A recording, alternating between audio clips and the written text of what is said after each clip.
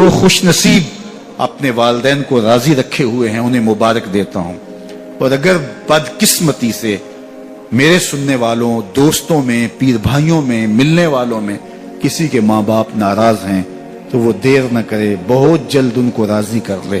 ان کی رضا تمہیں دنیا آخرت کی سرخرویاں اور کامیابیاں نصیب کرے گی۔ والدین کے حوالے سے ضرور آپ اور میں دیکھیں کہ ہم سے کوئی کوتاہی سرزد تو نہیں ہو رہی، اور اگر والدین فوت ہو گئے ہیں، انتقال کر گئے ہیں، تو آپ کہیں کہ یہ باتیں ہم نے پہلے سنی ہوتی تو بڑا فائدہ ہوتا، اب تو والدین اس دنیا سے جا چکے ہیں، تو اب ہم ان کی خدمت کیسے کر سکتے ہیں؟ ان کے لیے دعا کریں، ان کی روح بھی آپ سے راضی ہو جائے۔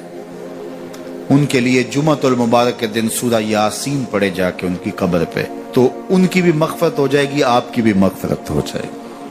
یہ والدین کے ساتھ اس نے سلوک کا نتیجہ ہے۔ والدین کی رضا جوئی ہمیشہ ملحوظ رکھو، یہ تمہارے لیے دین ہے۔ نوافل پڑھے جا رہے ہیں لیکن ماں باپ کو ضرورت ہے تو ان کی خدمت نہیں کر رہے، اللہ کو وہ نوافل قبول نہیں ہے۔ ماں کے قدم دباؤ، باپ کے پاؤں چومو، تو تمہارے نوافلوں سے بہتر تمہیں جب وہ دعا دیں گے اللہ اپنی رحمتیں تمہارے اوپر نازل کر دے گا، تو ان کی خدمت کرو۔ ایک شخص جہاد کا اذن لینے کے لیے حضور کی خدمت میں آیا، حضور میں جہاد پہ جانا چاہتا ہوں، کتنی بڑی بات ہے، چھٹا رکن ہے اسلام کا، لیکن آقا کریم کیا بولتے ہیں؟ احی والدہ کا، کیا تیرے والدین زندہ ہیں؟ کالا نعم، کہا جی حضور زندہ ہیں۔ کالا ففیہ ما فجاہد، کہا جا ان کی خدمت کر، یہی تیرا جہاد ہے۔ ماں باپ بیمار پڑے اور بیٹا جہاد پہ گیا، اللہ کے رسول اس کی حوصلہ افزائی نہیں کی ہے۔ میں ایک دن گزر رہا تھا تو فجر کی نماز کے بعد ایک گھر کے سامنے کافی لوگ کھڑے تھے، تو میں نے پوچھا کیا ہوا، تو کہنے لگے کہ فوتگی ہو گئی ہے۔ تو میں نے کہا کہ ان کا کوئی بیٹا نظر نہیں آ رہا، کہا تینوں بیٹے تبلیغ پہ گئے ہوئے ہیں۔ میں نے کہا اچھا ماں کی پھر اچانک طبیعت خراب ہوئی ہوگی، کوئی ہارٹ کا مسئلہ بن گیا؟ کہا نہیں ماں فالج میں مبتلا تھی۔ میں نے کہا پھر تو بہت زیادتی ہے کہ ماں فالج میں مبتلا اور تینوں بیٹے تبلیغ پہ گئے ہوئے۔ ماں کو ضرورت ہے اور بیٹا جا کے پیر کے دربار پہ بیٹھا ہے، غوث اعظم بھی ہیں تو فیض نہیں ملے گا۔ پہلا مرشد ماں ہے۔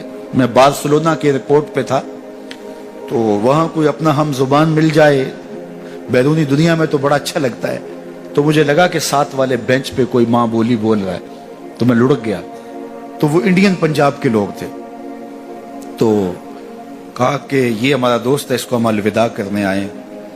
تو میں نے پوچھا کتنے عرصے بعد جا رہے ہو؟ تو وہ کہنے لگا 27 سال 3 ماہ بعد۔ تو مجھے دلچسپی پیدا ہوئی، تو میں نے کہا کہ اتنا عرصہ؟ کہا کہ بس وہ آیا تھا اور ایسا الجھا، کاغذات کا مسئلہ بن گیا، تو اب اللہ نے بہتری کیا تو اب جا رہا ہوں۔ جب آیا تھا ان فوان شباب تھا اور اب تو بڑھاپا اتر رہا ہے، اور بڑے حسرت بڑے انداز میں کہنے لگا پتہ نہیں میرے گھر والے اب مجھے پہچانتے بھی ہیں یا کہ نہیں، 27 سال 3 ماہ بعد جا رہا ہوں، پتہ نہیں میرے گھر والے اب مجھے پہچانتے بھی ہیں یا نہیں۔ میں نے کہا اور کوئی پہچانے یا نہ پہچانے، ماں قدموں کی آہٹ سے پہچان لے گی، یہ میرے پتر کے پیروں کی آواز لگتی ہے۔ تو والدین کی خدمت کریں گے تو سرخرو ہوں گے، ماں باپ کی بے ادبی کریں گے تو کبھی بھی آپ سرخرو نہیں ہوں گے۔ تو والدین کی رضا کو اللہ کی رضا سمجھو، رضا اللہ فی رضا الوالد و سخط اللہ فی سخط الوالد۔ والدین کی رضا میں اللہ کی رضا چھپی ہے اور والدین کی ناراضگی میں اللہ کی ناراضگی چھپی ہے۔ وہ شخص اپنے والدین کے لیے روزانہ مغفرت کی دعا کرے، والدین زندہ ہوں تب بھی، فوت ہو گئے ہوں تب بھی، اس میں کبھی بھی ناغہ نہ کرے، ساری زندگی اس کے رزق میں بے برکتی نہیں آ سکتی۔ ساری زندگی تجربہ کر کے دیکھ، روزانہ ان کے لیے مغفرت کی اہتمام کے ساتھ دعا کیجئے، ساری زندگی ان کے رزق میں بے برکتی نہیں آئے گی، اللہ برکتوں کا نزول فرمائے گا۔